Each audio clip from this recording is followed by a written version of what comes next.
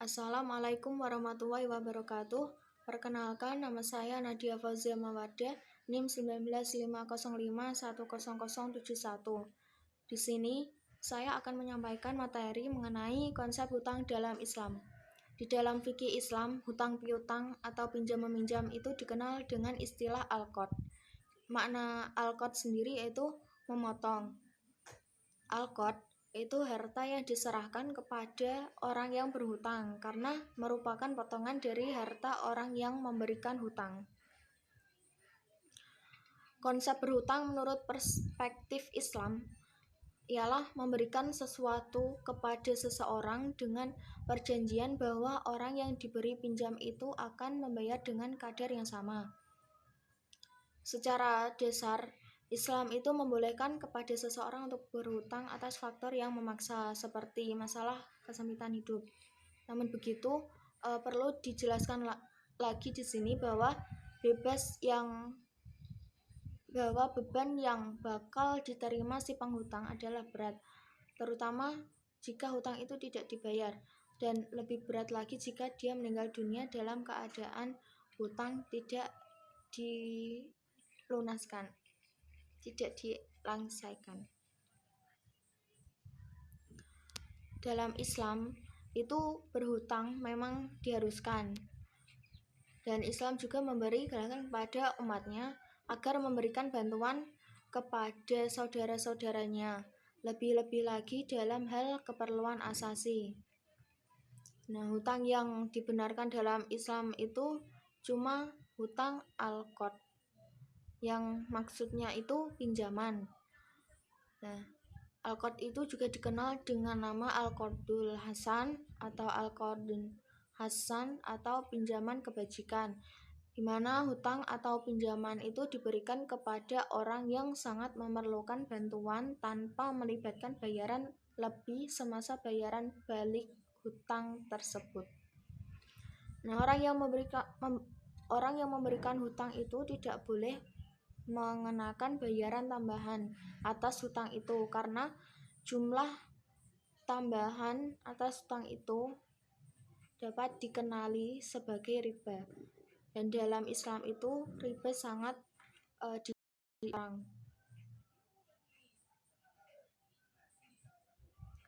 Dalam konsep hutang dalam Islam menjelaskan bahwa membayar hutang itu wajib hukumnya, seperti dalam kasus-kasus seperti banyak orang yang menggunakan berbagai alasan akan diberikan untuk mengelak atau menangguhkan pembayaran hutang tersebut, dan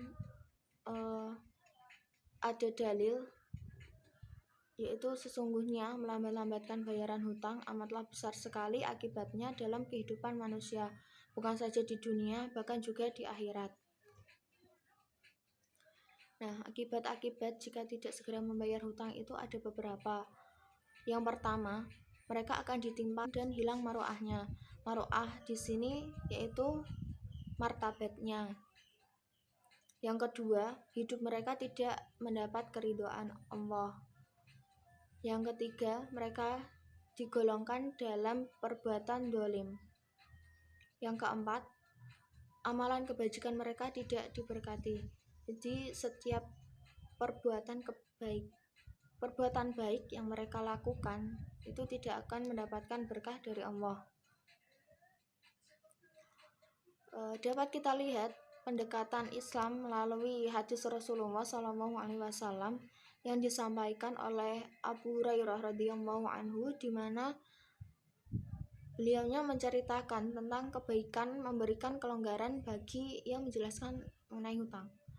Rasulullah SAW pernah bersabda, barang siapa yang memberikan kelonggaran waktu pada hutangnya orang fakir dan miskin atau membebaskannya, maka Allah memberikan kepadanya naungan di hari kiamat di bawah naungan arasy-Nya, ketika tidak ada naungan kecuali naungannya. Hadis riwayat Imam At-Tirmidzi. Jadi orang yang memberikan hutang dan orang itu memberikan kelonggaran waktu kepada si penghutang, maka Allah menjanjikan kepada orang tersebut akan memberikan naungan atau tempat teduh pada saat hari kiamat. Cukup sekian yang dapat saya sampaikan. Kurang lebihnya mohon maaf. Wassalamualaikum warahmatullahi wabarakatuh.